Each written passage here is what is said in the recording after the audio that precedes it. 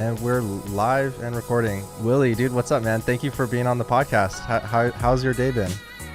It's been a little nuts. So I left this morning at 7 a.m. in Dallas, landed in Detroit, and then hauled tail finally get back home. So just got home probably about 25 minutes ago. Dude, well, thank you for taking the time to be on the podcast. I know you've been crazy busy these last few weeks. You know, we met in LinkedIn Local Milwaukee last week, and I saw you at the LinkedIn Local Plano. I saw you on the live stream, so that was really cool. Yeah, man, thank you. I'm like I said, it was really exciting. Number one, to meet you and kind of hear your story and see what you're doing. And for you to invite me to kind of share mine, it just it does mean a lot. So I thank you. Yeah. Dude, so why don't you share the story a little bit? We got to start talking a little bit afterwards of LinkedIn Local Milwaukee. We went to that pub. We started talking a little bit, and you're sharing Koganei and kind of how you have this different vision for being able to get your name out there, in the United States market, and also how you talked about, you do like kind of how it's made. And I was like, oh, dude, that's kind of what I do with industrial automation. So we kind of have this shared background. So I thought that would be a definite value add to my listeners, that we kind of have a similar background. So why don't you explain to us a little bit more about what it is that you do and how you're planning on marketing it? Yeah. Okay, so I'm going to start with the schlep, like I told you when we met. Okay. So if you've ever seen the TV show How It's Made, that's my job. So I work for a Japanese company based in Tokyo, Japan. All of our manufacturing is in Koganei, Japan. I am in charge of the Eastern United States now, for growing, as well as the rest of South America. We are a manufacturer of pneumatic, electric, robotic, and any other component that is used in manufacturing. And we look at it two ways. So there's the OE side, which is the original equipment. And then there's the MRO, which is the maintenance and repair and operation, your day to day. So if you look back at the TV show How It's Made, everything from crayons to iPhones, I've had the privilege and the honor to travel around the world to some of the biggest companies that we know of. Everything from the headphones that we're wearing to, as I said, the paint that's behind you and your daughter's mural or your kid's mural. So when we're a supplier, the biggest challenge for me is how do we make manufacturing sexy, right? So you look at what we've seen, our age group. So I'm 36, full disclosure. I don't see, when I look at the manufacturing industry, if you look at the statistics, $2.25 trillion industry just in North America. And what that means is that's the piece of pie that anybody can take. Myself, our competition, in terms of being a supplier to any company that we know of. The manufacturing industry? Correct. But of any industry. So it encompasses medical device. So things like an oxygen concentrator that uses, pneumatic valves in every device that's out there working with patients, to, a big manufacturing facility that we drive by, like for instance, Tesla. You drive by there, it's full automation, start to finish. So that's more of the MRO side. We're supplying these companies to be the pieces that they're using in their automated process, like a Tesla. Or, what I'm really attracted to is meeting with the design engineers of medical devices that say, hey, we want to spec, 5 of your valves in every one of these machines that we sell globally. So those are the two avenues where I feel really, really blessed is, so working at Koganei, it's a privately owned Japanese company, number one. So there's some huge advantage in terms of how I'm treated as an employee versus anybody else that I compete with. If you look within my role, and I'm just going to say this, I'm taken care of extremely well. I don't need a bonus. I don't need more money. I don't need a side hustle. Life is really, really good. So Koganei has done an amazing job in removing any excuses that I can make to limit my performance, right? I have full autonomy to make my own schedule. I work from my home office. 50% of the time I'm on the road. So sometimes I'm in, North Carolina for a full week. Other times I'll be in, Dallas for 24 hours like I was. I make my schedule usually 3 months out. We sell through distribution, which means I don't ever have to sell anything to anybody, which really makes my last 6 years with Koganei, it's been really, really positive, because every time I go into a call where somebody would want to use possibly Koganei or a competitor's product, I'm not cold calling. There's no trackers for me. There's no quotas I have to hit. So I can do a lot more listening. And so what I'm trying to do is I'm trying to culminate all the good things that have happened with me with Koganei, how great I'm treated, how this is as an employee, right? This experience of, hey, how am I climbing the corporate ladder here? Because currently I report directly to our president, and talking about, when that time comes when maybe I am part of the C-suite, or maybe I don't get promoted and I stay, within my lane right now. But there's just so much opportunity in manufacturing. And it's the only industry that I read about statistic after statistic on Twitter, any kind of social feed, where every year the average age of somebody in manufacturing is getting older, which means when the baby boom hits, right, or when people in their 50s get to that 65 mark, there's going to be a huge window of opportunity for young generation who's bypassing all this because they want to be an entrepreneur now, or they want to be an influencer. And I think it's great. I'm not, against any of that, but I see this whole other section of who's going to be working with the manufacturing, who's going to learn, automation and PLC control and, robot integration. Yeah. And the less amount of competition there is, like within my role, 36 years old, there's nobody else that I've met here in North America that is doing what I'm doing within either the title or the responsibility. Yeah. And I just see huge opportunity. And that's why, I had a meeting with our president. I said, look, so much in manufacturing is about tradition. And, your background, you can touch on it too. It's a lot of it's the way we've always done it. Mm-hmm. And from an engineer's perspective, I don't challenge them, because I understand there's durability testing. This is something where, last week I was with WTWH Media, who's with Design World. So they do a lot of media for, engineering and design engineering. The thing about the 512,000 components that we make, right? Yeah. That go into everything that, we think of. It isn't something that's subject to opinion, meaning, hey, this new phone you guys should buy. It's really, user friendly. It comes in 6 different colors. Our components, they're not as sexy. It's not as exciting to sell. And the reality is they don't care about my opinion, right? So you go to a big automotive supplier. What do they care about?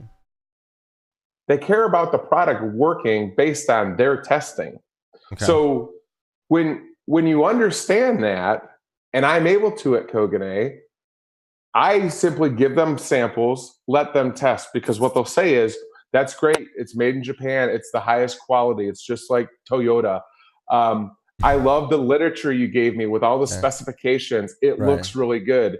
But until we test it here and we put it through 3 months of, durability testing, we'll tell you how good it is. Okay. So because they've made that sales process simple, I fly in, we confirm, what of the components they would want to use, and we order a sample, and I leave them alone. Okay. And then they usually come back to us and say, you know what, your product's better than everybody else's, and your pricing is really, really good. Or they say, it was a pleasure meeting you. Your product's not going to fit our application. So, and that's good, because then you can focus your efforts elsewhere, right? So I think what's cool is, you're really taking the best of,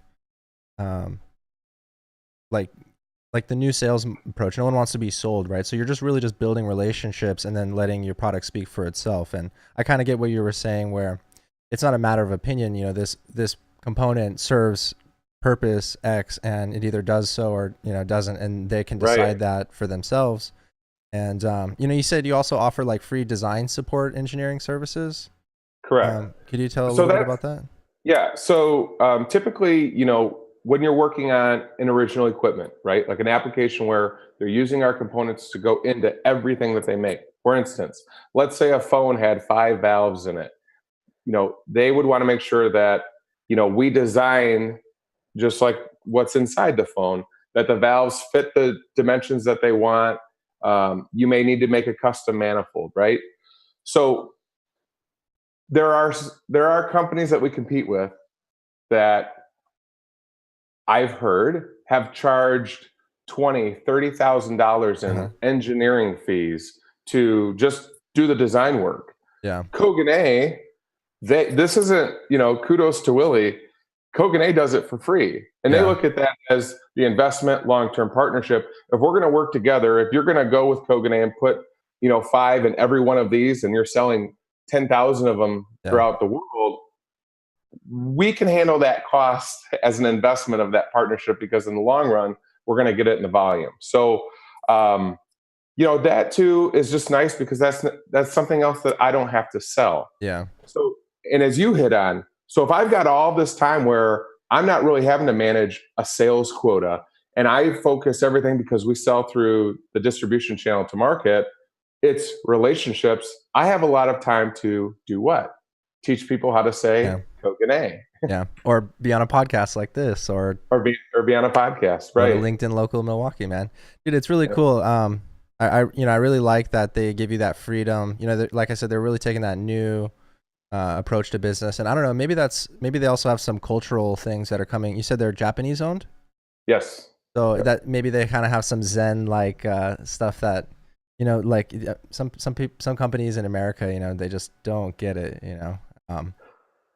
One of the things that I've really embraced, and I'll give you this word, and it's on my LinkedIn profile as well, omotenashi. So if you look up omotenashi, it's a Japanese term that basically means, unrelenting giving of yourself to give you the best UX experience, right? User experience you've ever had. So that can be transactional based. You call our customer service.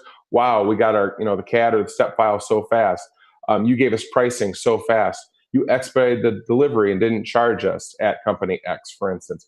Those are all embracing this idea of omotenashi. And if you look at the things that I'm putting out, and this is from our president and the leadership, whatever you're going to do, make sure that the people we serve, we're praising and we appreciate them in everything that we do, because that's what, even in Japan, has given Koganei 84 years of success. That's awesome. Wow. Yeah. So, thank you, man. That was a good little spiel. No, I liked it. Yeah, I'll talk a little bit about how it relates to me. It's actually more similar to what my current client is. They also sponsor this podcast, Intellic Integration. They're a system integrator that really focuses on manufacturing, creating digital factory, and really integrating their control and automation layer with their business layer, ERP, MES systems, to kind of close that gap and kind of make things happen more automated, more in using machine learning to kind of predict scheduling and best rates and really driving efficiency. So that's kind of where their niche is.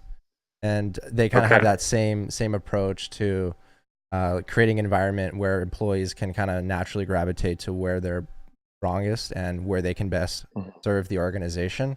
So just kind of like how you are serving Koganei, doing is what that you're good at. They kind of create an environment where the engineers can be productive and creative. And me as a contractor, I have creativity with the guests that I bring on the podcast and the events that I go to and how I represent them. So that is pretty cool. But before I started doing marketing for them 3 months ago, I used to be an engineer. I used to be a control system engineer myself. So that started out. I actually started out in the water distribution, water treatment industry. That's where my mom started a company called Water Hammer Inc. And I was about, 5 or 6 years old at the time. And so she was really focused on SCADA, integrating Wonderware and PLCs to these treatment plants. And so I kind of got involved in that business at an early age, started working for them, started learning the tools of the trade, and just in general kind of growing up around computers. So naturally, I was very good at that. I dropped out of college after about 2 years to work for them full time. Ended up taking over that business, kind of doing it myself. And Mm-hmm.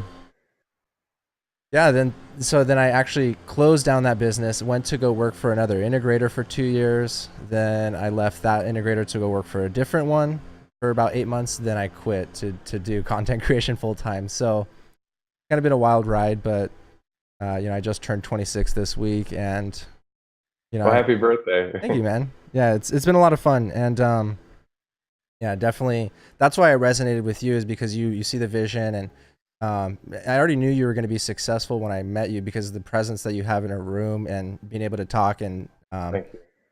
it's like, wow, this is a guy I want to know and I want to talk to. So I thought that was really cool, and yeah. So enough about me. Let's hear a little bit more about you, man. What do you want to talk about? I think we can just we can talk about anything. I mean, for me, what's been really unique is, we can kind of talk about, the LinkedIn locals. We Yeah, can talk about, being definitely. social. We can talk about how I feel that your biggest opportunity is to do exactly what you're doing now. Talk to people that are like me, that are working for like an HMI supplier, and talking about the innovation that's coming along the way. Because Yeah. because again, outside of UZ, nobody knows manufacturing. Nobody's okay. I want to be careful. Maybe there are Yeah. some, Yeah. but people that have your collective background, and then you find people like me, as you said, and I appreciate the kind words. My excitement is, it's real. Just Yeah. like when I met the Coffee with Kyles, they said, "Wait, you do what? You're slinging parts, like metal parts?" Yet, being in Yeah. my world, like, they can understand and see, like, it goes back to the P&L. You see the net income we're generating. You're seeing the triple digit growth year over year since 2015 when we started. I'm excited from the commercial side, the business side, and to start seeing Koganei grow. The thing that I've heard, so we sell through distribution. We have 40 geographic protected distributors, meaning, we have distributors in California. They have a certain geography that they're limited to. And then we have another distributor that covers that area, and we protect them so there's no overlap. They're not Okay. gouging each other on price to the same customer. And it goes really, really good. Okay. All of the feedback is amazing product. Take everything out from the engineering side. Koganei is great. Everybody's happy. Nobody knows the brand. Hmm. And that's where I say comfortably, and if somebody wants to argue me or you, they're welcome. Show me, show me a company that's over 40 years old that's really embracing social. And I hate to always mention this guy's name, but he's said everything, and he's was one of the first to say it without any fear. But Gary Vaynerchuk, I you look knew at it. TV ads, you look Yeah. at, as you know from engineering, all of the the print, the magazines. Nobody's reading those, and Yeah. yet they're charging $5,000 for a half page to put a picture of a valve. Without application, you don't know how applicable it is. So I have said, to Koganei for our U.S. Location in Fremont, California. What does it cost for us to do a trade show? For us to have a booth, to ship in all the product, stand there for 3 days, you're looking at $15,000. Yeah. Or and then while I'm at a trade show, I'll connect. Maybe we'll have 40 leads, and those leads are, hey, why don't you stop by and hear what everything about Koganei? And then out of guilt, they end up giving me a card, but they really don't have an application where they need us, right? So Hmm. you look at the fallout of the real leads. Most trade shows, you generate about 12 leads. Okay. Okay, if that's worth 15 grand, it could be one application, and it is. But then I look at, okay, I dock up 4 days of doing this, don't really connect with the people. After they leave me, they're going to see 70 other vendors, right? Yeah. I said, hey, I started out on LinkedIn with a bunch of my old teammates from college. There was like 20 of them. And I do business with none of them. They're just friends. I said, you know what? I'm gonna give this LinkedIn thing a go. And just what I've been able to see in the last 9 months, now I think I have like 2,500 followers. Nice. My content now, I'm starting to get views on every post that I do, 300, 600, 4,000, right? But I'm not a media company. I'm not even an influencer. I'm not even looking to build my brand and separate myself from Koganei. My plan, like 5 years from now, You're just doing your if I'm job. Yeah. if I'm back on your show, I'm still at Koganei. Okay. But I'm looking at social media. I've gone to so I just completed my third LinkedIn local event. I've connected with over 185 people, Nice. actual people. Yeah. And just like you, we talked for 40 minutes. You kind of get to know me as a person. And Yeah. that's the thing, as you said in the beginning of this, this podcast show. People really don't care about what I do. They more want to know, why do I do it? And what am I driving towards? And if we have commonality in that, then we align and we work together. Just like you, I looked at your background when we had connected, after we were in Milwaukee, and I'm like, holy smokes. Like this guy's got he's got the biggest opportunity. Like he knows the manufacturing side of it. He knows that it's not sexy right now. Maybe he's gonna be like Gary and you look at everything he's done with entrepreneurship. Maybe Zach's going to make manufacturing sexy. Thank you, man. Right? I want to do that. I think that's what I'm trying to do is, I have like kind of bigger things that drive me, like kind of like a faith in God. It kind of is like my big thing that is a motivator in my life. But, Yep.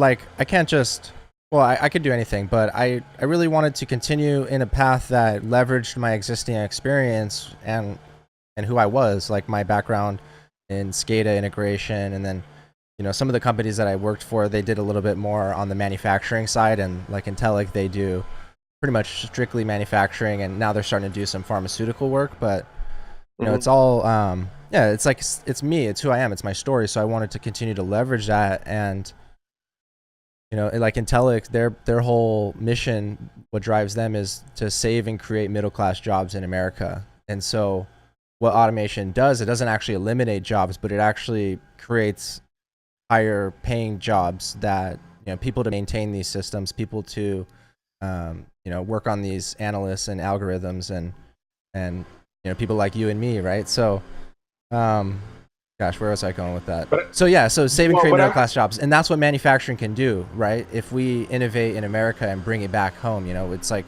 prosperous, right? But even beyond that, every business is run by a leader, a good one or a bad one.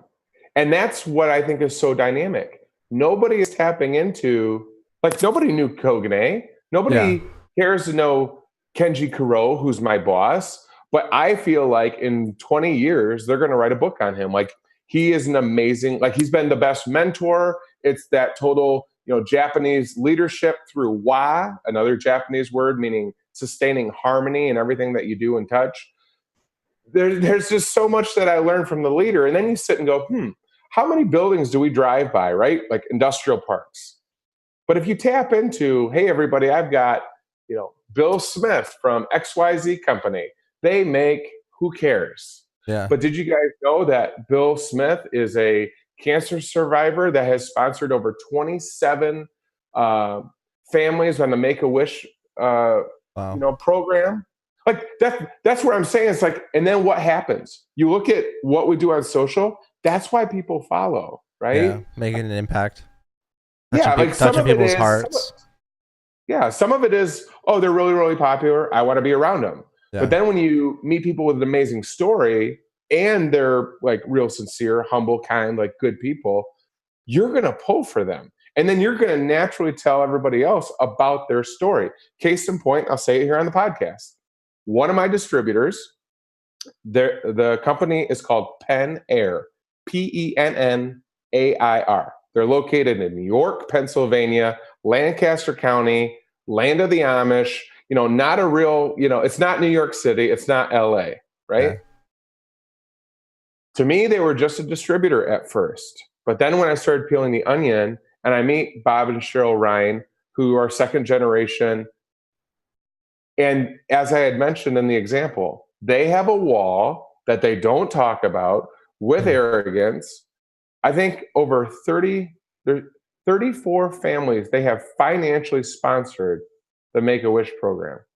And they've got a picture of every child and every person. And I said, what is that? well, we don't really want to talk about it. Well, long story short, I found out how much they've done for hundreds of people, and they're really, really involved in their church.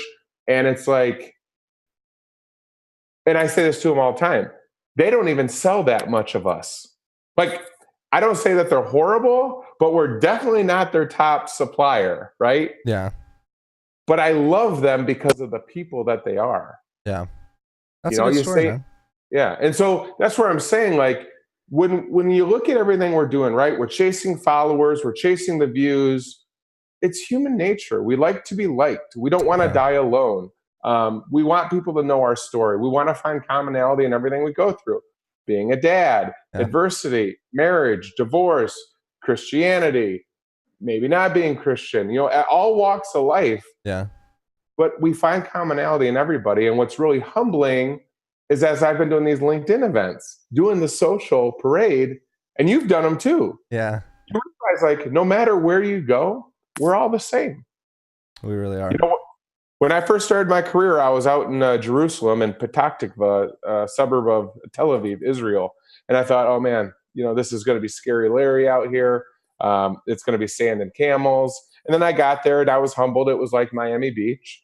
And then, you go into downtown Jerusalem, and you obviously know, like, you have Palestinians, you have, Jewish people. There's a lot of hatred, and it's, centuries of disagreement. Like, Yeah.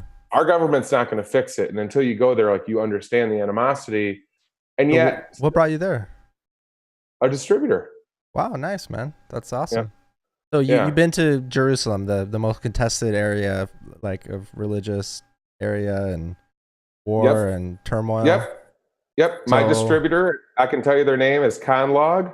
They're one of the largest distributors in Israel. They're Jewish, so I put on the kippah and I got to touch the Wailing Wall. Nice, man. And it was quite an experience. But through that journey, right, getting to know them, guess what? They're the same as us. Yeah. They're trying to grow market share. They're trying to have more sales. They're trying to have work-life balance. All the things that we see posted by all the experts and life coaches and everything that we're seeing, it's all the same message.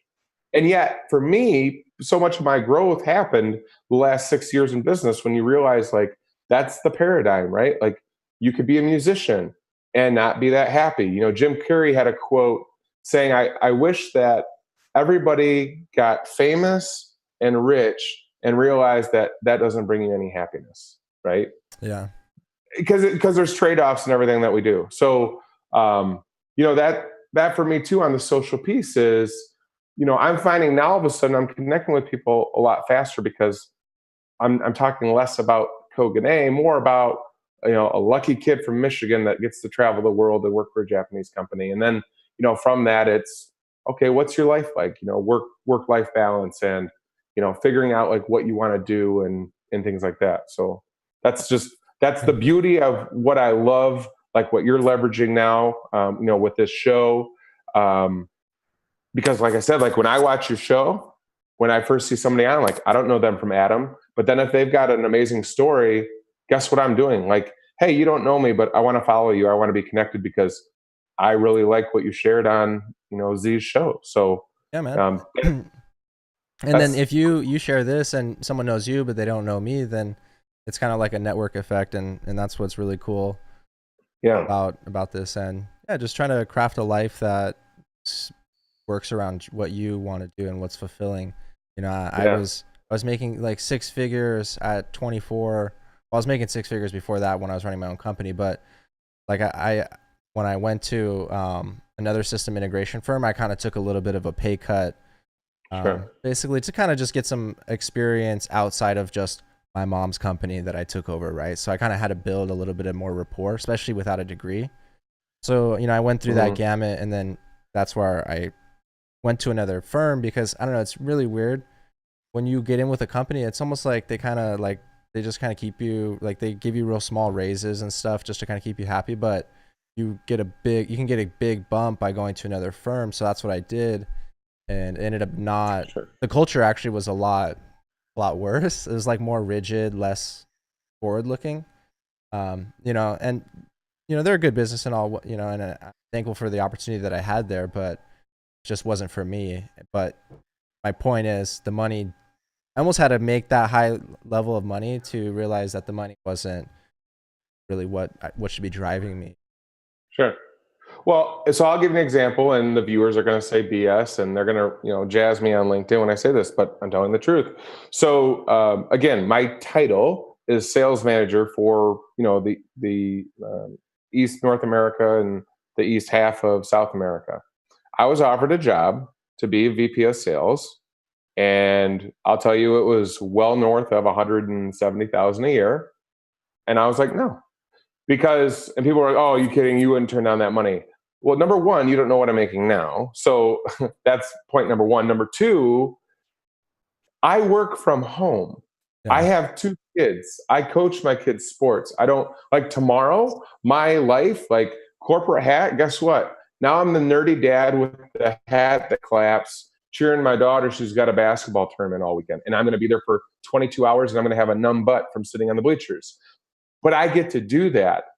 If I would have taken that job, it was not only 50% travel. When you're not traveling every day, I had to commute to Chicago.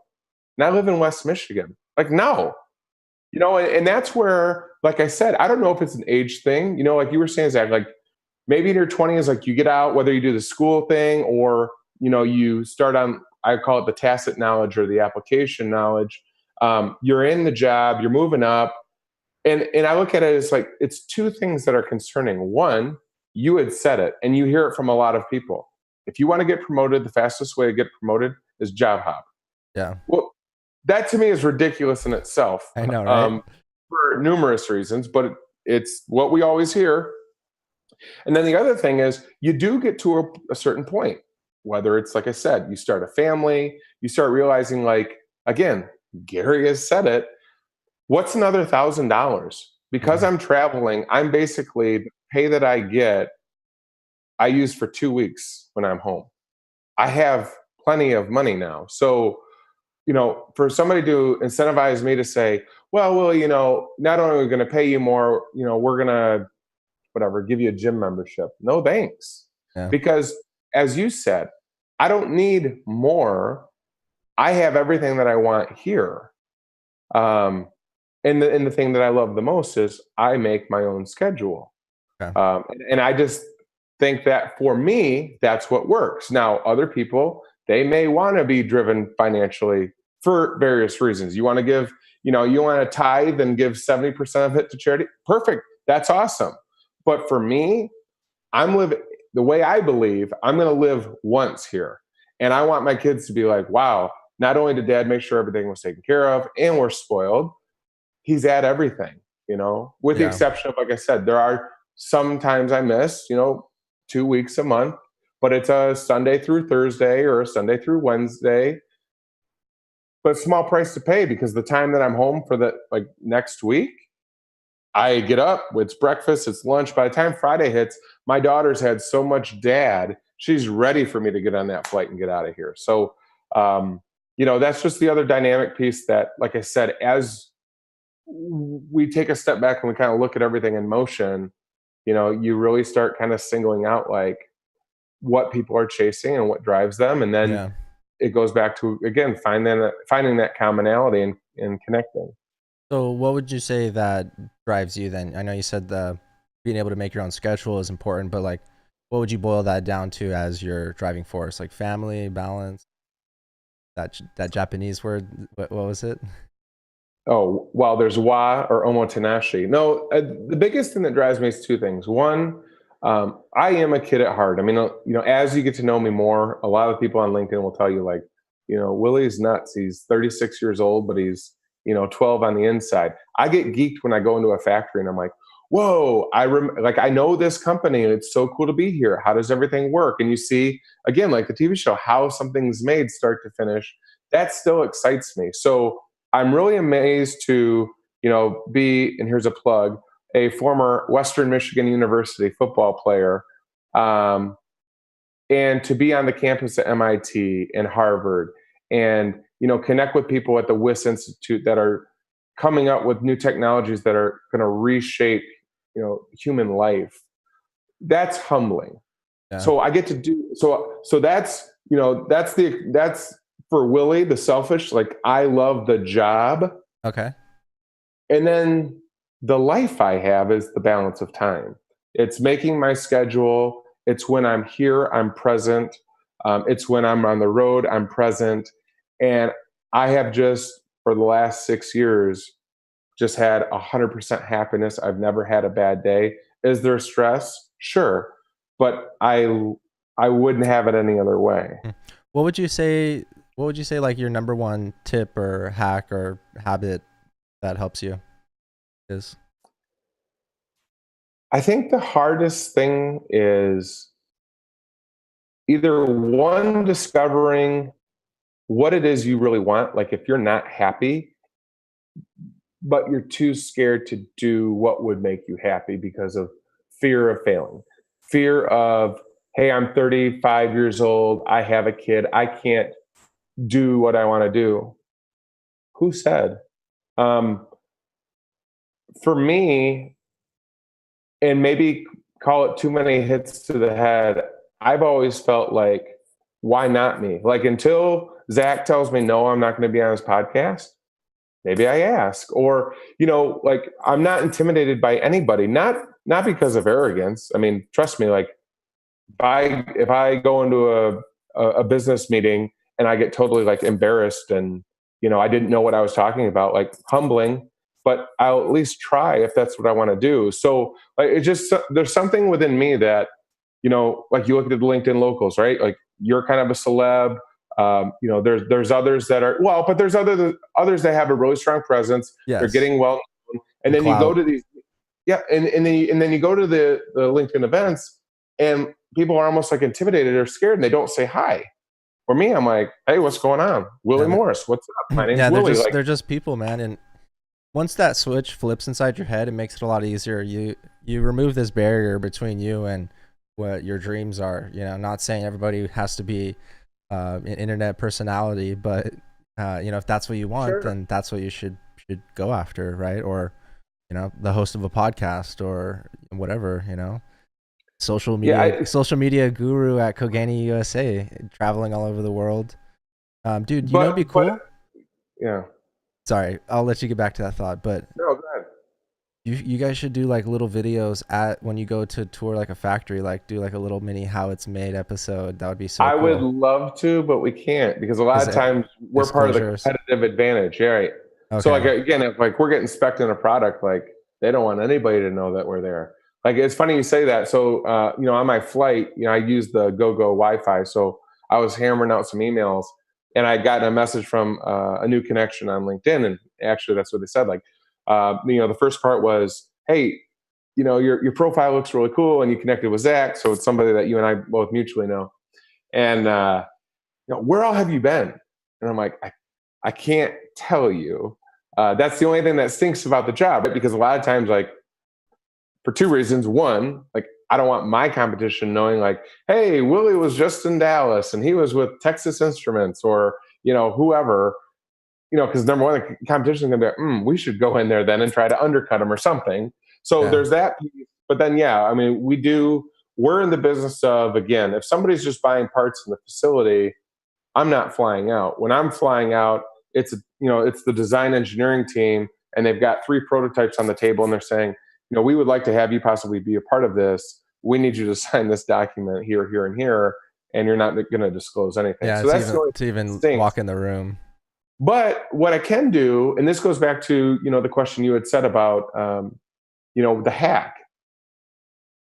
You could be a custodian, and this goes back again to what we've heard from a guy named GV. Like, you can be a custodian, but talk about your life as a custodian. And guess what happens? Relatability.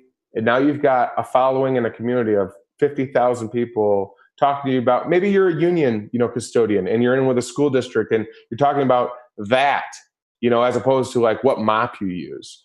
I'm doing something that I think, like, I look around on LinkedIn. I haven't seen anybody else that's doing what I'm doing in a full on, I'm an employee, not entrepreneur. I'm a number 2, right? But I'm like I'm Pride and I'm making manufacturing sexy. So I just think that like you don't have to necessarily go all in, but take some of the things you're doing to get the exposure, right? Because like Yeah. I something I say all the time, people don't know what they don't know until they know. Yeah. So whether that's, I don't know who Willie is, okay, how do we remove that excuse? I go and meet you and shake your hand. My distributor said July 1st, 2015, when we came here, we're really excited. We're in the industry. We know who you are, but nobody else does. Okay, how do I remove that excuse? I have to go everywhere. So whether it's LinkedIn local, and they're going to see after 50 of these events, Willie and Koganei are there. Willie and Koganei are there. Guess what? We're removing the excuse. Now people know the name, Yeah. right? So you just, whatever you're doing, there's excuses or limitations. Personally for you, like you want more money, put in more work. You want to get known and be popular and be asked to be a guest speaker, go on a podcast, like make introductions, say hello, share your story. So you gotta, whatever the excuse is, you remove it. Yeah. Good old GV, man. Nice, man. Yeah. Crushing it, dude. So tell me, what is your work-life balance like? You talked about your daughter's basketball tournament. What else are they interested in, or what else do you do outside of Koganei? Okay, so how many kids do you have? Just one. Okay, Yeah. So I have two. There's a lot of people that have more than me, and I don't know how they do it. So my two, and I say this to my kids all the time in joking, and there's always hugs and love afterwards and laughter. So I want to be clear. But I'll say to my daughter, my son always, you guys give me nothing in return. And they laugh because I've said it. But what I mean is, so with kids, we're overprotective. They consume everything we think about. We worry nonstop about them. We give them 70% of our leftover money, right, on everything. We want to say that, we don't spoil them, but every parent I know that loves their kids, they spoil their kids. So like I always joke, I don't have any money. I don't have any friends. I don't have any social life, because as soon as I'm home and I'm not wearing the Koganei hat, it's like, what I love is like the children are the best salespeople, right? Like since the moment, I asked my daughter, hey, can you make my bed or make your bed? Yeah. Well, Dad, I'm hungry. Okay, I'll take you to Big B. I'll get you a coffee, but please make your bed. I go and get the coffee. I come back and give it to her. Bed's not made. And I'm like, boy, you just sold me, right? So it's just, it's the little you can't things. Say no, but, yeah. Huh? They make it so hard to say no. Right. But so my daughter's 13, my son's 10, and we're full time in the sport. So, my daughter's in basketball. She does volleyball. She's in volleyball right now. The basketball goes year round because she's a freshman, but I'm really proud of her. She just made varsity as a freshman. Wow. But then she also does AAU, which is like the travel basketball stuff. So that's year round.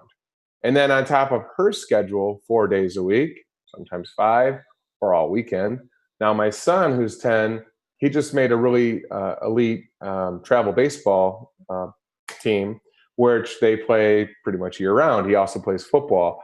So like when I get home, it's kind of like Willie Morris with that 5 a.m. challenge. I don't get up to get an hour to myself.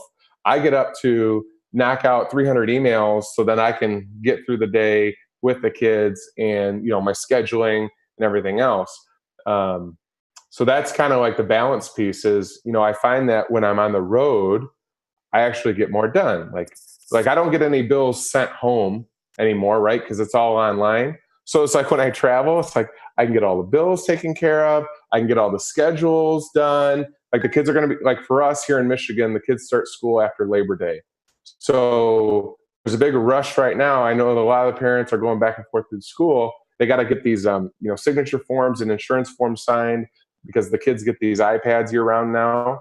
Oh, wow. So you got to pay like $50 for insurance and make sure the kids take care of them. But I already did that. And I only did that because, after being on the road in the hotel, I can get all that stuff done. So it's like when I'm on the road, my stress level is down because I don't have anywhere to go, right? It's a day of meetings. And then usually we're done. We'll have dinner. If I'm with my distributors, they treat me really, really good. So they'll take me out to eat. Usually back in the hotel by 7 to 11:30. It's, emails, and then, the personal stuff. When I get home, like today, as soon as I landed, as I told you, and I hauled tail here, I had to pick my daughter up from volleyball, picked her up. We came here. I got them downstairs, opened this bad boy up, and then, we got connected. And so it's like when I'm home, the work piece, because our average sales cycle is 16 months usually. So by the time you meet with an engineer, you shake their hand, you give them samples, they're going to do the testing. So it's not a quick transaction. So there's not a lot of deadlines where, every day I'm, letting them down or ignoring them. But with that, it's just when I'm home, it is getting fuel in my car 3 times a week, driving 400 miles to events. Dad, I need this. Yesterday, we got to go to dry cleaners today. Tomorrow, you try to teach your kids kind of like what we've learned, right? Like, be prepared, plan, communicate.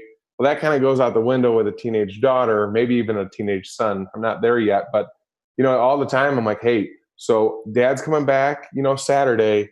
What do we have going on this weekend? And it's always oh, I forgot to tell you. And it's drop everything, drive somewhere, pick somebody up, or we're supposed to go somewhere. So it's a little nuts, when I'm home. But again, it's all in with the kids. And this is kind of like the cliche thing that we hear, especially with you being a father now.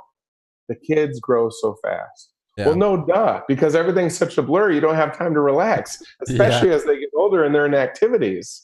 But that's my life, and I've been very transparent.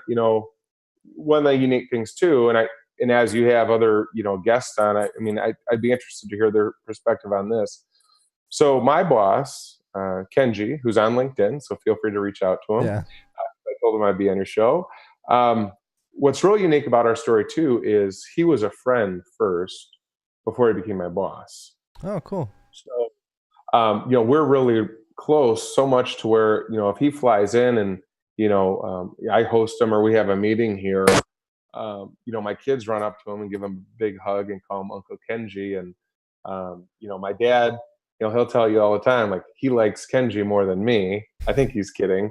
So it's a really neat dynamic in relationships where, if I have something, I'd mentioned to you in the beginning, we do a lot of trade shows, okay? Yeah. Like Pack Expo, IMTS, Automate, Biomed, MDM West, that's out there by you, Anaheim. So I'm scheduled to go on those, right? But, because my boss is, Kenji, and he's awesome, if I had something that was going on for my daughter, whether it be a graduation or something, we're all a team.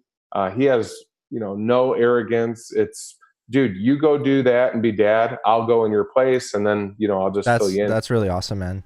And that's probably one of the biggest reasons I feel like entrepreneurs like that freedom is situations like that.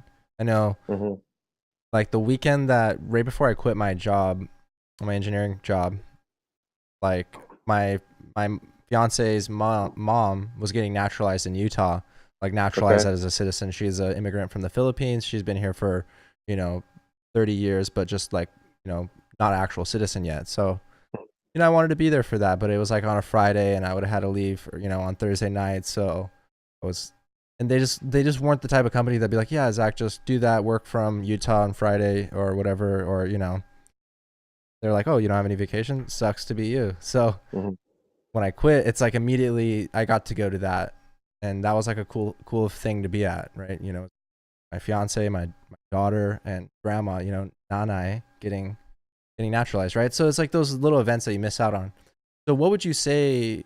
It's almost like we're in the same situation, but you're just like a decade ahead. So like a few blinks, and I'm you, right? The 12-year-old daughter. You're 36. I'm 26. Yeah, and you start going gray.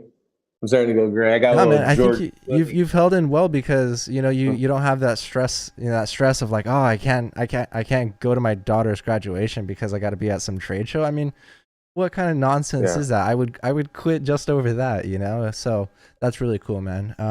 What would you say that over the last 10 years, like defining moments, memories with your daughter, or times that you wish you would have been there more, or just, you know, as advice to me of what I can look forward to not missing? Like, what were those times? What do you remember the most? And this may be silly, and I don't know how other people feel, right? Um, so I'm a big fan of Jim Gaffigan.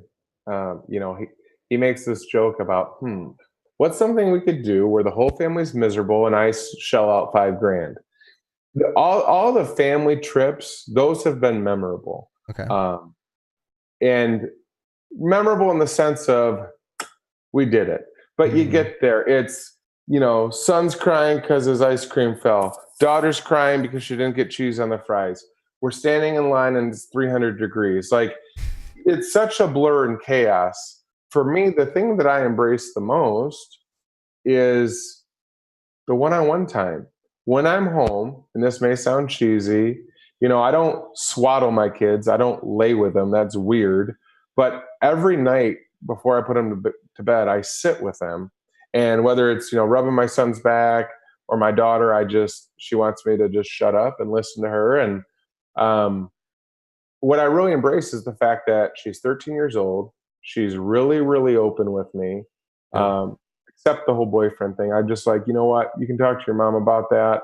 Other than if he hurts you, I'll kill him. But you know, all joking aside, but it's the time in the car where I look over at her after I take her to Big B, and she just tells me, you know, Dad, this is my goal. This is what I dream of doing, and those are things like I don't forget, like those little moments. Yeah. And when you do start traveling, I mean, again, you do. I know a lot of, you know, probably other listeners do too. Um, it's cliche, but it's true. Absence makes the heart grow fonder.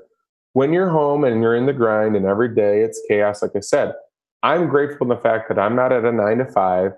And like, you know, we've heard from, you know, other podcasts, like dad comes home, opens a beer, he's angry, he's, you know, doing his update status, sees his kids for a total of 10 minutes. But every day he comes home and he sees them and spends actually 10 minutes with them.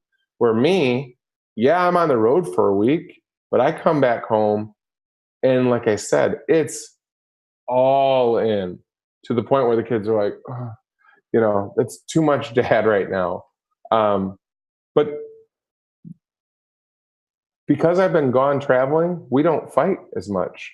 You know, I talk to a lot of, you know, friends. You know, I help coach, so I talk to the other coaches, and oh, you know, my boy, you know, we just drive each other nuts. That's the value though of me being on the road. We don't have bad times. Mm. For 6 years, 6 years I've been with Koganei, and there hasn't been just you know, other than like when they get together after 3 seconds, you know, they'll start arguing. But there hasn't been any like dad and daughter, dad and son blow up because again, like I miss them so much during the week that by the time I get home and we get into the grind and it's go, go, go, especially with them being older, um, you know, it's always a good thing. So you know, for me, I do think that in life we take a lot of things for granted. We take health for granted. We definitely take our time for granted. Mm. You know, I was just saddened to find out one of my first jobs out of college. I worked at Coca-Cola, and the guy that was a mentor to me, um, you know, I just found out a couple weeks ago he died. You know, and he was Wow. in his 50s. If you look online, so as I said, you know, I'm a former meathead, played college football. One of the most kind, Christian, amazing people I've ever known, Matt Capitelli. Matt Capitelli played at Western Michigan University. He left the program because he had some, you know, concussions and things. He went on to the MTV Tough Enough, like the WWE show, and he won it. So this would have been 2000. I don't know, what do you want? 2002, 2003. So he became a celebrity. He was on the MTV Tough Enough, WWE, you know, knew all the wrestlers. 38 years old, died of brain cancer. I Wow. mean, you see it all the time, right? And like, you don't know when your time's up, and we just assume that all the time. And I think that, again, working here at Koganei has allowed me to, like, I don't get it. I don't get to where I'm bogged down with stress. Hmm. So I have perspective. I'm like, man, things are really, really good. I don't want to get sick. I hope I don't get cancer, because I'm really, really happy right now in life. But I Yeah, think there's a you lot. look good, man. I mean, you don't look like you've been stressing out the last 5 years. You look like you've been having a good time and being there with your daughter and your son and your family. So it's But you good, know what man. sucks is, like, you see it all the time, right? Like, you're involved with your church, I'm sure. So many people have so many problems outside of family, problems outside of health. They're just not happy. Yeah. And whether it's because they have a horrible boss, or, you hear all the time, I love my job, but I can't stand who I work with. Hmm. Like, that's a leadership problem. I'm sorry. Like, I've always said, attitude reflects leadership. Um, you hear people, like, within the church, right? You hear, wow, there's a lot of hypocrisy in the church. Okay, Look you're at the either one of pastor. them. Yeah. Yeah. So you either, are part of that, or you're like, no, we're going to change it, right? Yeah. Remove the excuses. And you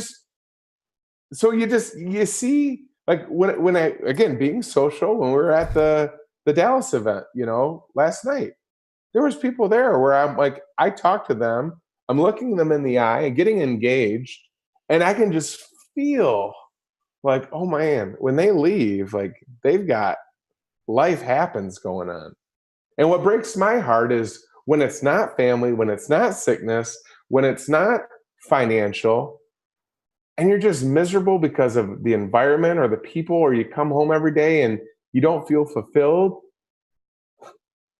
And going back to what you said to me before, but you're too scared to go out and do what you love, or try to do, like, build a community and get social, because you don't want to mess anything up, so you stay miserable. Like, it affects your, I mean, Mhm. everything just manifests to the bad. Yeah. And that's the thing where I'm just like, I say it all the time on LinkedIn, on my post, I'm the luckiest guy on this platform. Like, there's so many people that, and too, money isn't the mend all. We know Yeah. people that are making 200,000 a year, they're never home. They don't have a marriage, they don't have relationship with their kids. Like, that sucks. Yeah. You know, and that's just the one thing. Like I said, like, I embrace, and I don't know. Maybe, hopefully, through, like, more and more people coming out and doing the podcast. We don't now. Now you don't have to have contracts with NBC. I think TV's dying. Like, we've heard, now everybody's following people they like Zach, and learning Uh-huh. about your family, and then, that's what I'm saying. Like, maybe it starts to change, and happiness isn't like a girly thing to say. Like, if a guy's not happy, he can say, I'm not happy. And how can he, because you can't make anybody else happy. Like, that's the other thing I've realized. Like, when my daughter's having a bad day, I just let her have the bad day, unless she wants to bring me in and talk to me about it. I can't say, Kenzie, be happy. Like, she has to decide Yeah. that in her mind. And there's That's just so so many true. people.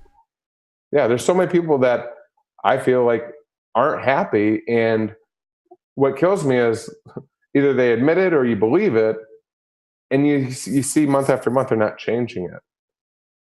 That's where it's just like, Yeah, I was gonna ask what do you see the biggest problem facing society today, but it's pretty much like you kind of are answering it right there. Would you say that's our biggest problem is people that are, you know, stuck in an environment that makes them unhappy, therefore they reflect negativity and reflect, like you said, you talked to someone and then you just felt like a cloud of darkness like walk away with them. so. Like, So I'm going to be very clear. This is not part of our debate on this. I'm saying nothing about anybody's view on guns, but we murder more people than anybody else. To me, whether it's with a knife, with your hands, there's a lot of acting out because of X happening, more than we've ever heard in years past. I think that there's a lot of unhappiness, you know, in like, I asked my dad's my best friend. He said growing up, like, you know what, we were poor, we were broke, but we were happy. You hear, speeches all the time, like Lou Holtz, former coach of Notre Dame. He makes the joke about, growing up, I shared a room with my sister. We didn't have anything, but when it came to food, we always had plenty, because when I wanted seconds, my dad would say, "No, you had plenty." And the joke being like, they didn't have anything, but yet there wasn't, there was love in the house, right?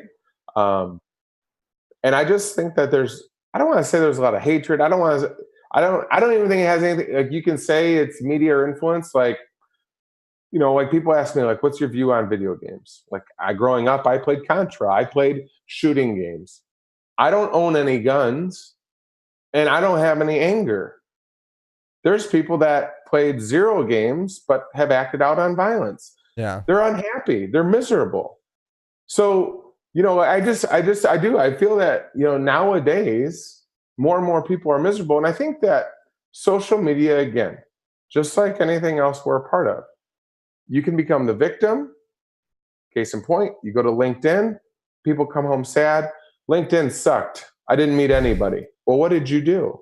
Well, I stood in the corner the whole time and waited everybody to come up to me, right? Yeah. Or there's me that says, they're probably not going to like this, but I'm going to give them a hug. Like, it's life is ours to choose on our time. And it goes back to, again, if inside you're not in a state of, hey, life's pretty good, I'm happy, you're probably going to make poor choices. And I've always said, like, choice cannot be accepted by, what drove that choice to be made. In other words, your actions are separate from your emotions. Like, you do this, you don't go, wow, I did that because I was mad. No, you were mad, but you chose to punch your sister in the face. Or, you know what I'm saying? Like, yeah. So I just think that, there's a lot of sadness. It goes back to getting kids too. Back in the day, our grandpa, when he got done on the farm, he'd go outside. Like, he didn't have his Facebook account. He didn't have fantasy football. He probably had his Strohs or his beech nut tobacco, but he was with the kids. Like, they were in a small house. Nowadays it's, again, keeping with the Joneses, having a 4,000 square foot home and the brand new Mercedes out front. And, we've got the rented dock and we've got a $70,000 speedboat. Why aren't you guys happy? Because you're working your tail off to do all this, not feeling gratified or appreciated, and you're spending no time with the kids. And you look at the work, like, it's just, again, that balance of the hustle. Dude, what would you say the most common thing you hear about when talking about Koganei? Sorry, I'm totally pivoting. No, probably good. No, it was a good session right there. But I'm interested to hear, like, what's the most common thing you like hear about Koganei and why they wouldn't want to use or at least consider your product? That we're Japanese. So I hate to say it's racism, but obviously, I'm a proud American, right? Yeah. Really, really proud. I love. So how does that argument go though? Like, I can't because you're Japanese because, like, they want to go American, or? I think even before that, all joking aside, people don't know Koganei. Before July 1st, 2015, for the last, what was that, 84 minus 3, 81 years. Yeah. Okay, 81 years prior to July 1st, 2015, Koganei was not here. So in our third year, like, that's the assumption. There's other manufacturers around the world. In India, there's suppliers. China, there's suppliers. Korea, Japan, German companies we compete with. All right, you're Koganei. Oh, you're Japanese. Oh, everything's 5-week lead time. Nope, no, it's not. Like, we have stock on the shore of Japan. We can air freight it to you, and you can have it in 4 days.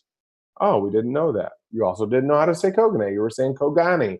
So it's just, I think it's just like anything else. It's education. Like, I can look at your setup right now with your mic and be like, I couldn't do that. That's probably $50,000. No, there's a hack. Like, it's $300. Like, I'm saying, like, people that know the least say the most, right? So when I go into companies, it's always, usually somebody with the cufflinks, I've seen guys with gel in their hair like Willie before. Here we go. And then I sit down and I just go like this. Why am I here? Well, we weren't expecting this. Like, aren't you going to sell us something? Nope. Well, why are you here? Well, Pete here told me that you guys were having a problem with delivery. Well, yeah, we are having a problem. What's the problem? Ba-ba-ba-ba-bum. Well, so can you guys do it? I don't know. And so because I'm just doing a lot more listening, like it's educating. And then everything that I do now, Zach, like if Willie does good and I leave the customer with that omotenashi spirit of the guy came in, sold us nothing, pitched nothing, listened to us, and said he was willing to help, and now we'll just see if he follows through. Wow. If I do those things, nothing needs to be said, right? Yeah. So I think it's education. But yeah, you hear, or I've heard, we've worked with another Japanese supplier, you're really expensive. Nope, we're not. We're about half the price of, some suppliers based here in North America. Not to disrupt or make them mad, but lower your costs. Like we're lower price, but people just don't know. One of the things that's real from an engineering standpoint that you'll appreciate, maybe not all the listeners, we have a lot of things still that are metric because Nice. I do like in all the world except for North America, everybody's metric. But here in the good old US of A, the pay to play is you got to have NPT ports. So, we've been listening and, we're releasing more and more products with NPT to sell to the customers here, but you got to have that.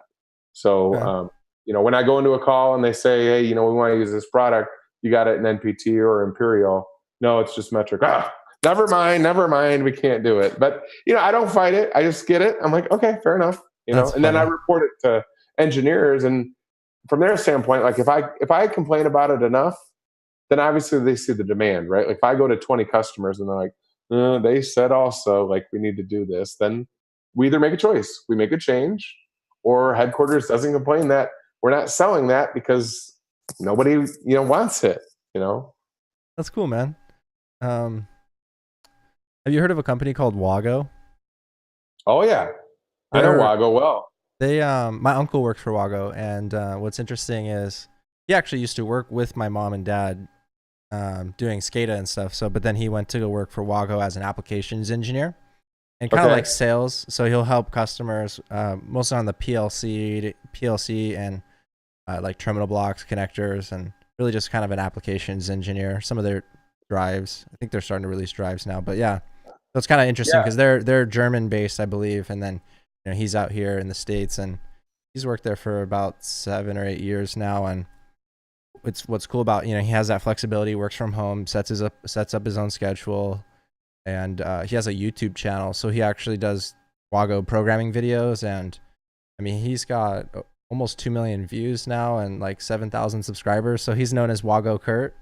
So I don't know, I just thought that was interesting because it kind of relates to how Koganei, did I say that right? Koganei? Koganei. Yeah, like how you guys are, from Japanese and trying to establish more presence here in the automation and manufacturing space. So I just thought that was relevant. I hope to have my uncle on my podcast here pretty soon. Well, and I think what you just said. So I'll tell you, like that's what I'm trending towards doing eventually. You have a YouTube channel? Things slow down. Huh? Do you have a YouTube channel? Yep. Nice. Let's hear it. Also, I'll plug it. I think it's Koganei Sales, and then we've started posting a couple of videos. But what we're trying to work towards, because again, I'm doing all the commercial stuff and then the social. We haven't had somebody like Wago Kurt yet. So eventually, it's either going to be myself, just kind of going through like product highlights. Because one of the things that I said was, this is my opinion, and you've seen them too. You might know our competitors. I kind of laugh, but I refuse to plug our products on LinkedIn because to me, LinkedIn is more about what do I do at a company and what is that company doing? The end. And then if you want specifics, DM me or something, because I feel like when you post something about product to 99% of viewers, they're like, ugh, yeah, it's an ad. Because you just Yeah. show this big picture of a product, like this sideways, and then you see like, this is the best. Next, right? So I intentionally am not trying to plug the product side of it there. But what I just did last week was we did an intro of Koganei, right? So with this Design World company I told you about, they've got a big network of design engineers with these OEs.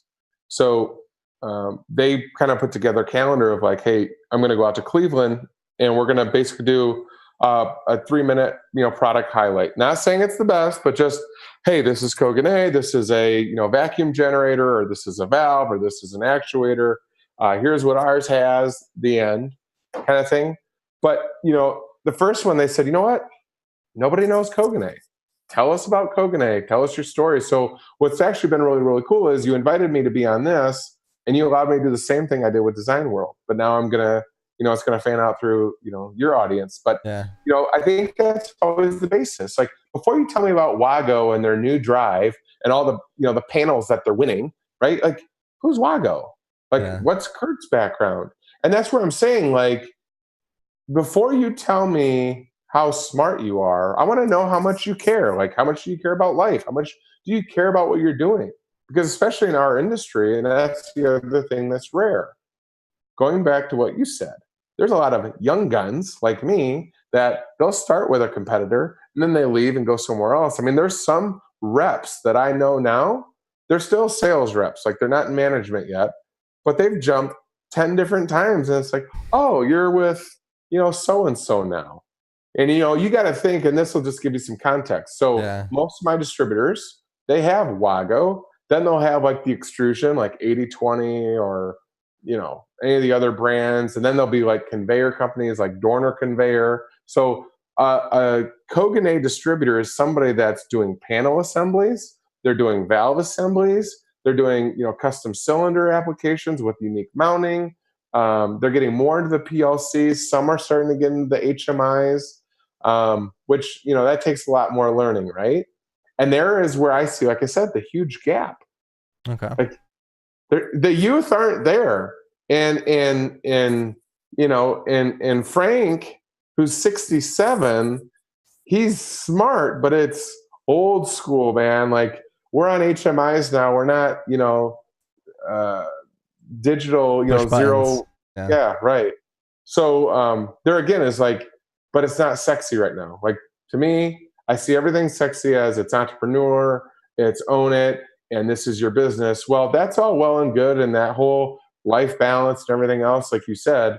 But then when you have a team of 10 and 20, and those 10 and 20, if you don't do a good job of hiring the right people, guess what happens? That whole, I'm an entrepreneur. Nope. You're an owner of a company that's never home because 4 of your people keep quitting and you've got to cover for them. Like that's the other piece that people forget. It's really nice to have, $70,000 in the bank and kind of sit back and say, hey, you know what? I'm good. There's a cash cushion. I'm fine. Right. But then when you start to grow, and then it just takes you hiring the wrong person. Like going back to advice, all you entrepreneurs out there, you better make darn sure that, like when I got hired at Koganei, I don't have a pinky ring. I'm not a degreed engineer. But Koganei knew I wasn't a BSer. So like if you do a DISC assessment of somebody, right? I'm a big I. So the I, the DISC, the I means like I care so much about people liking me. Like it is my biggest weakness. Like if we end this call and you don't like me, that will bother me, right? Like the thing about people that are I's, even though maybe they're not the smartest, like me, for example, and I'm just putting this on me, because I care so much, I don't want to let Kenji down. I don't want to let down Koganei Japan. I don't want to let down our other 7 branch offices, in Europe and then throughout, Asia, because they all know Willie, and I don't want to be the loser, the failure. So I'm intrinsically motivated to not let this company down. Yeah, it's your integrity. Right. So, but I'm saying, like, again, there's so many entrepreneurs. My hack: take your time to get the right people, because if you don't get people that nobody's going to care about your podcast as much as you because it's your name on it. Yeah. We've talked about that all the time. Luckily, though, for Koganei, I really love this company. Like, I feel like it's mine. I take ownership, even though when I go back to Japan and we have the meetings, it's like, oh, here comes, Mr. Gohard, but I love the company, right? And it's not, it's sincere, but that also is very rare to find. But, when you start to scale, that's when the joy of being an entrepreneur becomes more risk and profit. Sorry, I lost you there for a second. Oh, okay. My internet connection is unstable. So, yeah, man, this is a good conversation. What would you say? Do you have any like advice for me in my business, or do you know anyone who's kind of similar to you think would be a good fit for the podcast? So I will never, as much as I love you, I'm never going to refer one of my competitors. And I'll be so angry if you ever bring one of them on, but business is business. I'm kidding. They won't be as good as me anyway. But yeah, I mean, I think, again, my advice, just as we did live on this podcast, like, I learned more about you today than I did when we were in Milwaukee. Mm-hmm. You, as I've said in the spirit of everything, like, you've got to decide what's best for you. I've suggested to you as a friend, wink, wink, that going after manufacturing could be huge. You could have the number one podcast in manufacturing, because unless you prove me wrong with a Google search and you hit me up on a DM and be like, yeah, Willie, you're way off. Like, these 5 guys are killing it. I see it nowhere. And I've been in this industry deep. I just became a member of the AHTD Association, which is the acronym is the Association of High Tech Distributors. So these are people with the UR robots, Kuroda robots, Epson, like all the cutting edge stuff, Fanuc. All these guys they're playing in the sandbox. We have in September, I'm going to be heading down to Washington, D.C. for our fall meeting, where I'll be meeting everybody, now that we're members. There's nobody like you in the manufacturing sector. Yeah. And I just think it can be an industry, $2.25 trillion industry, according to NAM. So that's all I would say. You have I think a distributor or something that you like, or that'd be cool to have on the show, or I don't have to actually have them on the show, but maybe get a connection. Or... I think there's a lot of people I could suggest to you. I mean, if you want me to say live on the air, I would tell you, like,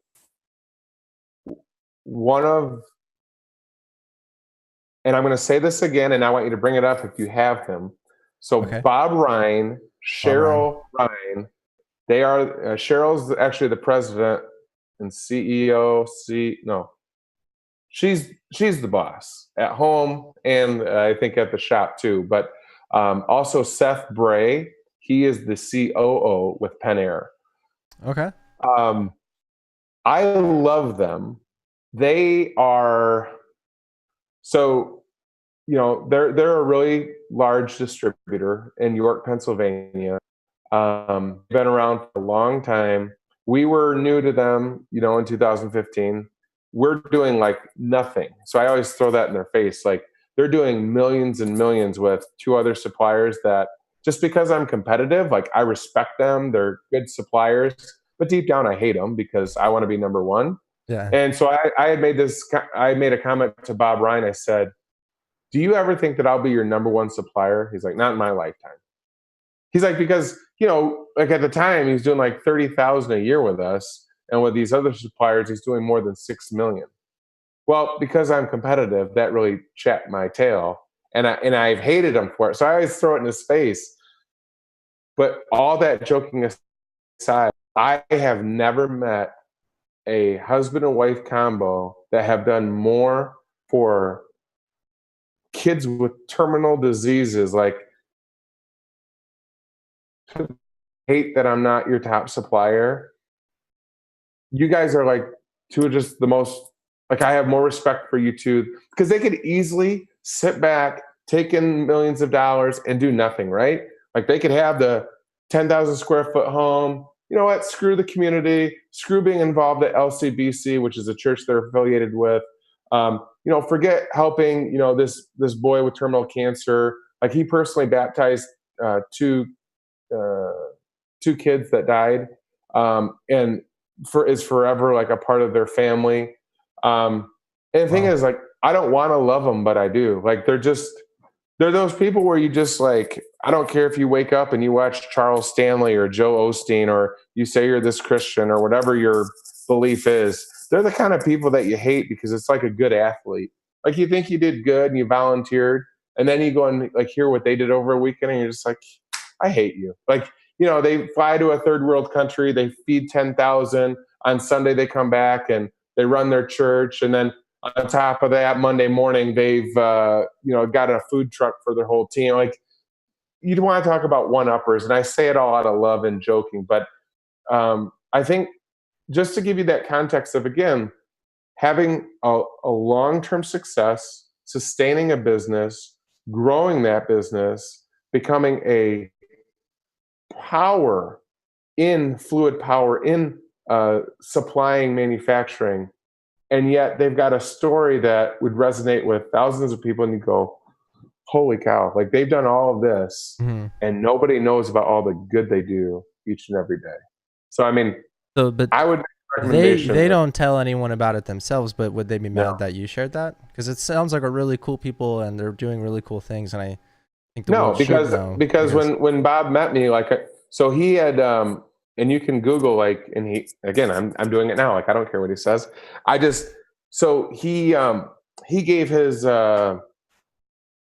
you know, he shared a story through LCBC, you know, when he got baptized. So he kind of gave his testimony, and that's live, and I'll send you the link.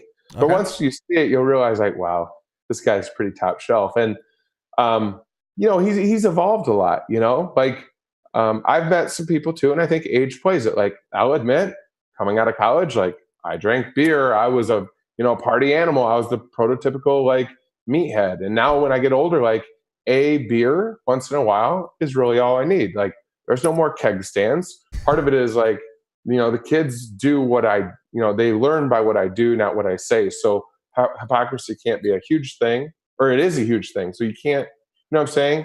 Yeah. And then I think as you get older, then you just realize, like, yeah, why was I a jerk? Like, I can be a better person. I think, you know, not speaking too much on Bob, but Bob definitely did transition in his life. You know, like he was a superstar lacrosse athlete at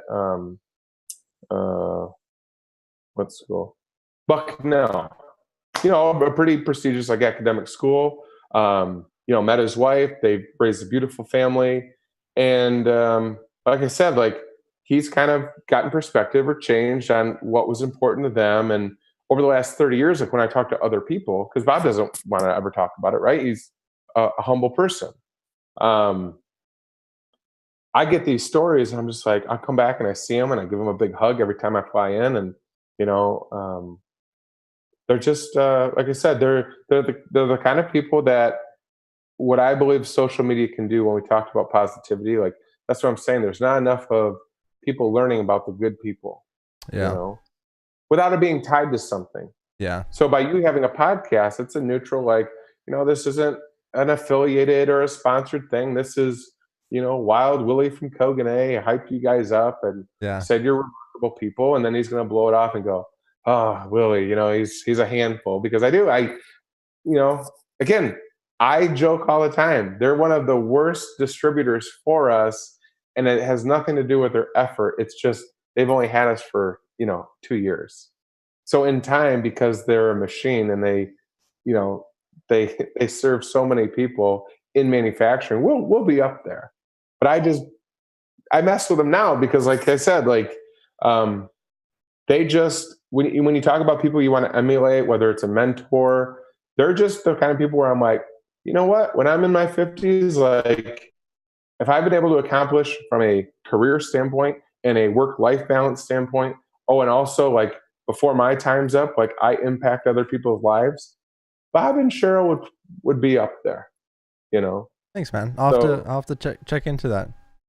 Yeah. Dude, so I asked this question to Luke and Shay from Argo Media.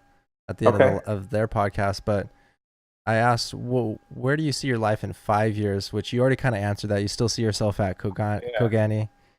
Koganei. Where do you see life in 25 years, Billy? Your life. I will, if I'm still alive, pending, all safety and all that jazz, I'll still be at Koganei. So one of the things that's unique is, you know, lifetime employment. So that's real. So unless I do something really, really bad at Koganei, like I can keep working here. Um, so, you look at in 20 years, 25 years, I'm going to be 60s.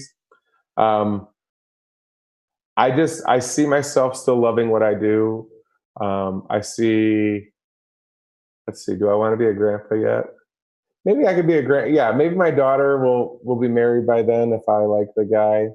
Um, and she'll start her family. The one thing I will say is, when the kids grow up, because we're in a good size house now. As soon as my son graduates high school, I'm out of here. Because again, as I said, like the thing I like most about this job, I could go live in Hawaii, and then every time I go and visit a distributor, like I do now, I fly out of Detroit Airport. Well, then I'd fly out of Hawaii. Like I can live anywhere. Where would you want to? Where would you want to live? That's a good question. You become a little bit of a homer in the place you grow up the most, right? Like if you grow up in LA, like even my boss now, Kenji, he was born in Japan, lived there his whole life, but now he thinks he's a Cali guy. He loves being in Palo Alto, and of course it's beautiful. But I'm like, dude, it's sunny every day. Like how boring, Forget that noise. I do like Michigan. Like I'm big into the outdoor sports with the kids. We love to ski. But I would probably just get, like I said, like a small condo. Like, I'm losing the whole vanity on having the fancy yard and having a nice mower and doing all the lines myself. Like, that's just time. So, Yeah. I just see myself downsizing and then traveling more. I do, one of the nice things too, and, Wago Kurt, your uncle, he'll say the same thing, like, with Bob and Cheryl. Like they've become where we're so close. When I fly there, I don't get in a hotel. Like I stay at their home, right? So like these distributors, they do over 5-10 years, like they become family friends. And then it'd be that much more time that I would travel, right? Because what draws me back home is, the life that my two kids have. But when they're older and they're busy with their lives, I'll probably just spend more time on the road and following them too, obviously. I mean, yeah. As a dad, I love them. So as long as they still love me, I mean, I'll probably still try to be in their lives, but I expect like most, they're not going to grow up living on the same street and being neighbors. So there'll be some kind of travel between the two, I'm sure. Yeah. But that's kind of where I see everything. I mean, again, what I love in my story, like Gary Vee wants to own the Jets. I just want to stay working at Koganei. Like I'm really happy where I'm at today. That's cool, man. Thank you for sharing that. Thank you for being on the show, man. Yeah, thank you. It means a lot.